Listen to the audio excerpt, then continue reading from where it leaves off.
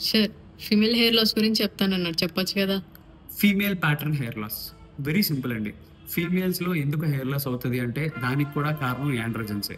So ఈ యాండ్రోజెన్స్ని మనం black చేయాలి. ఎవరు చేస్తారు ఆ పని? వన్ పోర్టెంట్ ఫీమేల్ హార్మోన్ చేస్తుంది, దాన్నే ఈస్ట్రోజన్ అంటారు. సో ఈస్ట్రోజన్ యొక్క ఎఫెక్ట్ ఏంటంటే ప్రొటెక్టివ్ ఎఫెక్ట్ ఉంటుందండి. అంటే హెయిర్ ఫాల్ అవ్వకుండా హెయిర్ గ్రోత్ని ఇనిషియేట్ చేసేలా పనిచేస్తుంది. అందుకే మెనోపాజ్లో అంటే 48 నుంచి 52 సంవత్సరాలు దాటిన వాళ్ళల్లో మనం హెయిర్ ఫాల్ ఎక్కువగా చూస్తాం. ఎందుకంటే ఈస్ట్రోజన్ లెవెల్స్ తగ్గిపోతాయి కాబట్టి.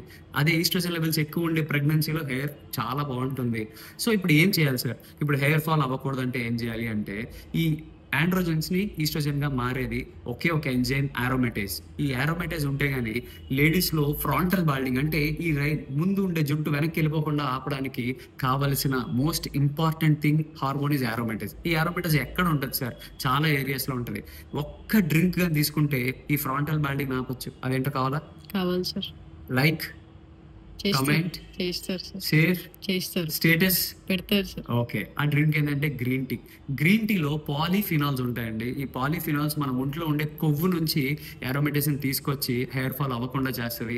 అండ్ అలాగే సోయా తినడం వల్ల గర్భసంచిలో ఉండే ఎండ్రోమెట్రియం నుంచి ఈ అరోమేటేజ్ని తీసుకొస్తుంది. వైటమిన్ డి క్లియర్గా తక్కువ ఉండడం వల్ల కూడా అరోమేటేజ్ తగ్గిపోయి హెయిర్ ఫాల్ అవుతా ఉంది.